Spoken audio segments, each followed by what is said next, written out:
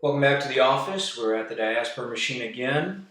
I'd like to take time in between internet cutouts to do some offline recording and make contributions to Texas Movement Media in the direction that I feel best at the moment. I am the leader of Texas Movement Media, but I am structuring Texas Movement International so that any vertical that you see up there can be taken over by someone else more qualified or competent. Um, it's really important that I teach the public the value system that was not taught to me but by my diaspora, but by my family specifically. So even though I have publicly voiced conflicting opinions with members within my immediate family, that does not call into question the principles by which we were all collectively raised.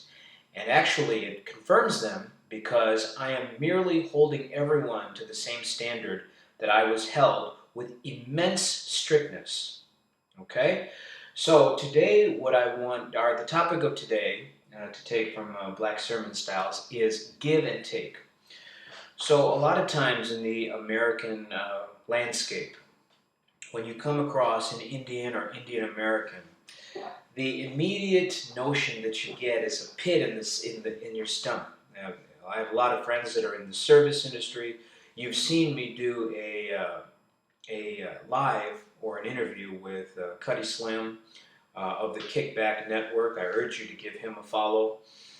Very well versed in all things Dallas and North Dallas and Louisiana, and definitely a source of both inspiration and knowledge for me in those areas, and kind of an elder statesman and a mentor to me in certain areas.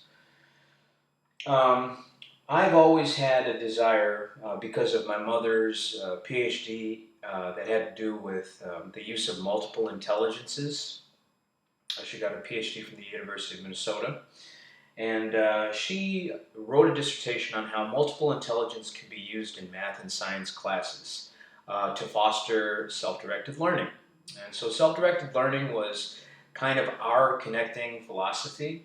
It's really important for children to learn how to critically think and how to learn new information on their own without being spoon-fed by other people. So, my father, being an English professor, one of his primary classes that he taught was critical thinking and writing. So, the communication style of writing and also the ability to critically think and put your ideas down on paper really helps you in a number of different ways. It doesn't help you when you're dealing with city girls, but that's where the self-directed learning has to come into play, and you have to translate your style to cater to your strengths in that different area. So today what I'd like to do is I'd like to kind of formally disconnect from the diaspora as an individual, because Texas Movement International is going to be a global organization, and certainly we do want the support of the Indian diaspora, but not exclusively, okay? One of the things that we've noticed about people that are very pro-black or pro-African-American, their organizations don't seem to do very well because there's kind of an over-reliance on government funding and an over-reliance on handouts and things like that. That's the kind of thing we want to stay away from as Texas Movement International, because we want the freedom to be able to voice our opinion, even if there are periods of lower revenue and periods of discomfort where we may experience friction with individuals or other organizations. So today I'm going to go over the four primary pillars of what I believe the Indian diaspora holds as kind of their structural, disciplines, and then I'm going to show you kind of the good lessons I've learned from that and where I'm going to be departing going forward. Okay. Now, excuse me. In India, there are several states, just like in the continent of Africa, there are several nations. And we aren't quite the same as Africa in that Africa was, cut apart and distributed to all types of European colonization forces. Our states, yeah, we were more kind of individual, kingdoms and people groups that were a part of the British Empire. And even though India and Pakistan and Bangladesh and Sri Lanka were, separated in that 1948 period, beyond that, there were still many different people groups within the subcontinent of India, which is why it's called a subcontinent. So because there's many different people groups, there's a lot of different religious backgrounds and faiths.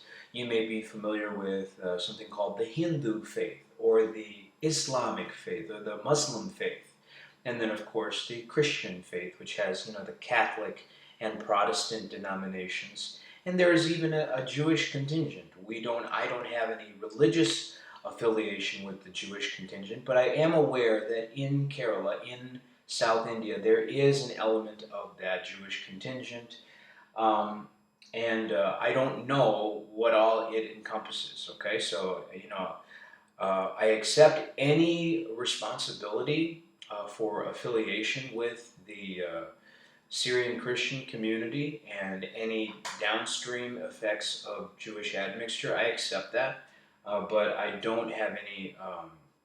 I don't have any connection to the Jewish faith or the current actions of the Jewish community.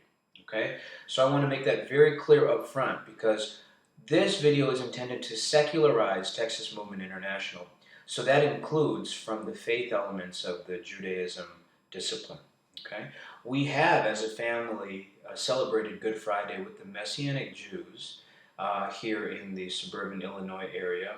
And that was mainly done from an educational standpoint. We've also visited places like the Greek Orthodox Church from time to time as a family, as well as different cathedrals, looking at their Mass. We've supported the induction of certain priests in the Catholic Church that were former students of my father. So we've always had a kind of appreciation for other people's spiritual disciplines, but we were very firm in our religious foundation.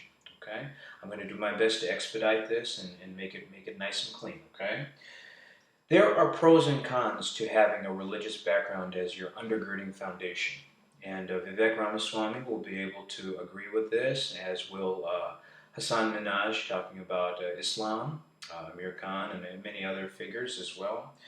It gives you a certain structure to your life and your family and your community. It gives you a connecting web of principles that you share with others. Sometimes those principles can extend to the way you structure your week, and the way you structure your diet, and even the way you structure your work-life balance. And it gives you kind of a disconnect from the American landscape, which is, it is a caste system of its own. I have never, as much as Texas Movement Media kind of engages on these conversational topics, when you are an immigrant to a foreign land, or emigrating from another place, you don't have the right to go into someone else's house and tell them how to run their house. Okay? I was just making a joke about attending a quinceañera at a Mexican family's home and say, well, I don't think this minimum age is appropriate. Maybe we should change the age, or maybe we should change the boots that we wear, or maybe we should change the style of beer that we have, or the way that we prepare the food. That would be silly for me to do. Okay, whenever you go to, if you're going to a Mexican fight party versus a black fight party, the cultures there are going to be completely different, and the fighters that they root for are going to be completely different and for different reasons. And that's a good thing. That's why we love boxing. That's why we love track and field. That's why we love football, and any sport where we can get multiple different demographics competing and communicating together. That's a way for us all to appreciate each other's strengths while also maintaining our individuality. Okay, so whether you're Islamic or Hindu or Zoroastrian or Buddhist or Christian, we all have our different ideas about our spiritual foundation. However, we can appreciate the disciplines of each group. I'll give you an example. I think it's very commendable how Saudi Arabia maintains its traditional discipline and also its dietary discipline. There's lots of, and even the Nation of Islam, Brother Nuri Muhammad always talks about the dangers of pork products and the ubiquitous nature of how they're in all of our food and some of the things that we use on a day-to-day basis. And he even talks about the monthly fasts that people do as a family. And fasting has a number of different health benefits. And for those of you struggling with fatigue or diseases um, of many kinds or conditions, fasting is a great way for your body to jumpstart its immune system benefits. So that's just one example. The cons, however, of religion can be the pigeonholing of the value system as an idol. Okay, what we don't want to be cemented into our thinking as it pertains to how we live life, because time always marches on. And we certainly don't want to compromise our deepest values. But if our structure system, let's say, for example, asbestos or lead paint, for a long time that was considered par for the course in home construction. But after many studies came out that was in fact, not the optimal method to use when building a home, that via legislature was removed from the construction industry, right? So when you know better, you do better. But that doesn't mean that your internal value system has to compromise. We can still show the fruit of the Spirit while being respectful of other people's choices. Even in Corinthians, Paul says, if you're strong enough to eat meat, but your brother only eats vegetables, don't be too judgmental of that, okay? Because everybody has different levels of ability. Family. Family is another big important part of the Indian diaspora. We follow the nuclear family tradition, which is the father and the mother and then the children. Sometimes, depending on what role you play in the family, you may take care of your aging parents. And that's a decision that the husband and wife make together. And if they have the ability and wherewithal to do that, a lot of times that responsibility is delegated to the youngest in the family.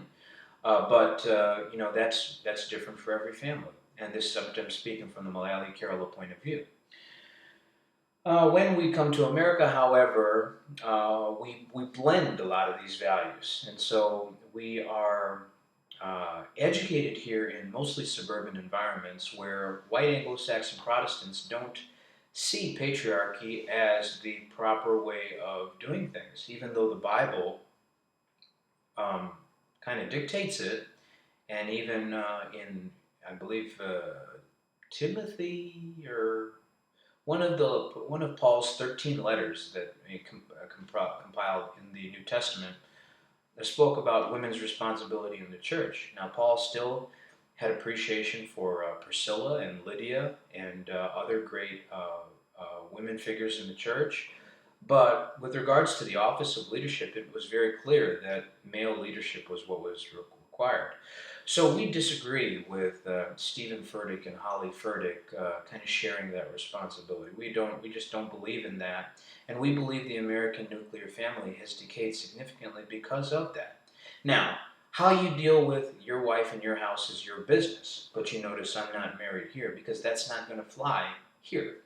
And Texas Movement, I have no problem with a woman leading one of the verticals of Texas Movement if that woman can be capable of maintaining the value systems that that vertical is built on.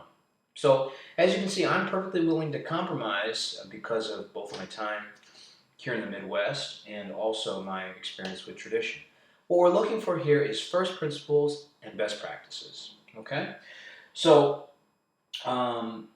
tradition and patriarchy are wonderful things, but they cannot be rigid. So I cannot lead you just because I'm a man, but because I am a man, if I want to be a leader, there are certain things I must be able to do.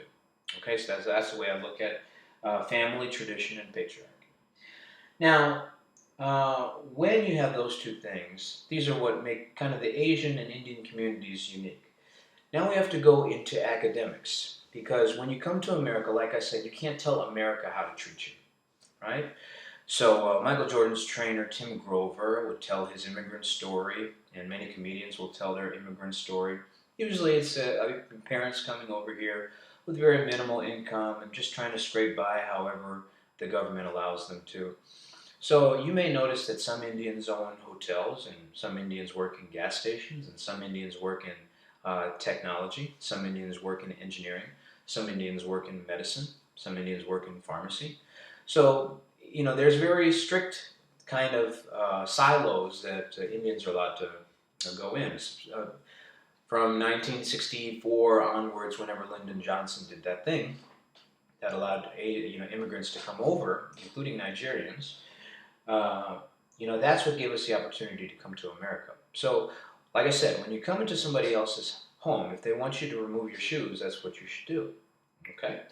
So we did not spend the first 50 years, or let's say 30, 40 years of our time here demanding that we have all the same social privileges of African Americans or even the Hispanic community, because frankly, we didn't earn that. Okay? And part of having religion and family tradition as the foundation of your value system is that you know basic manners when you come into somebody else's house. So when Irish or Italian people would, make racial remarks or sand nigger type statements in school, you kind of just take that on the chin because, like Carlos Mencia would say, it's your turn. After 9/11, there was a little bit of Arab American and any brown-skinned American that came from a foreign land, not necessarily Hispanic. It gave Hispanics a break, actually, from that kind of thing. But there was some, friction in the airports and things like that because of the face of the 9/11 attacks. So, we recognize that, that's part of the adolescence of a culture's joining the melting pot. But just as in adolescence in your home or your neighbor's home, once a youth passes teenage, once they go from 13 to 18 and they graduate high school, and then they go to college, okay, which every Indian has been doing for the past 50 years. College is the recognition that adolescence is over. And if once you turn 18, if you're a citizen, you're given the right to vote. You're also eligible to be drafted. You can buy cigarettes. And you can't drink yet, that's 21. But once you're 21, anything in America is accessible to you. Okay? So my thinking is, after you go through something stereotypical like a 9/11 type situation, and you pay your dues in that with a decent code of conduct, and you contribute in all the ways of the early stages of youth, elementary, middle school, high school, going through all those formative stages and completing the task within the silo that you're allowed, okay? So if you're only allowed to be a religious freak and an academic standout, the kids like to do their spelling bees, right? And socially awkward in middle school with all the stereotypes that come with that. And then, kind of sexually repressed in high school, right? Ostracized from social events, parties, sports, things like that. Once you graduate from high school, my belief is you've graduated from those elementary obstacles. College is where you decide what you want to do with the rest of your life. And so in academics, we choose the money-based sciences. High school has told us that we'll never be true social peers. And we are fine with that because our family tradition and our patriarchy generally allows us to stay within our own community and intermarry within our own community and have the benefit of, women with a relatively low body count. Unfortunately, that's changing now because of the feminist ideology kind of infecting our communities as well. Unfortunately, our women are a little bit too short-sighted to see how that can impact them negatively after the age of 40. But now, since 40 is approaching quickly, they're starting to see how that's not really in their best interest. But that's why we're having these conversations, just healthy dialogue. Okay? So money-based sciences. So where do you see Indians in the professional life? You see them in engineering, you see them in medicine, you see them in finance, you see them in sometimes in entrepreneurship if it's in certain places. And then when you step out of that, that's when you encounter resistance. So the resistance that Texas Movement International is facing is because we have stepped outside of the required disciplines. So the first whooping you will get is at home.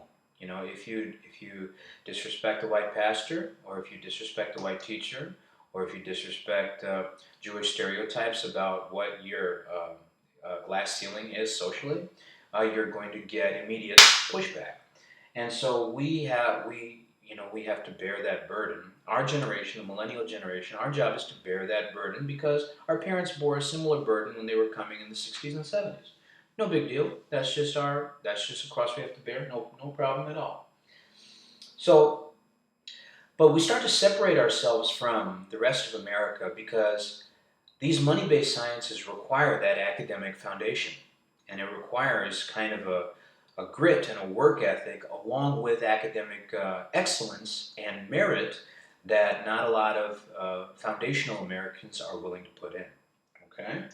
So work ethic comes from an immigrant endurance, knowing that you're not welcome here, you're not wanted here, and if you're going to be here, like I just heard on the news yesterday, you better show some appreciation and respect, which means you're going to have to put in some 12-hour days. You're going to have to work harder than your white counterpart for the same position. You are not entitled to lead any Caucasian because they are entitled to this because they got here first and they were able to enforce their will first. And most of the time, like I said, cool. That's cool. We just need a place. We don't need the place. Like I said, the parable of the banquet is not about sitting at the head of the table. If you give us enough of a place to mind our business, you really won't have a problem with us. When's the last time you heard the word Malayalam in your daily life? Never. You know why? Because we know how to keep our heads down and do as we're told.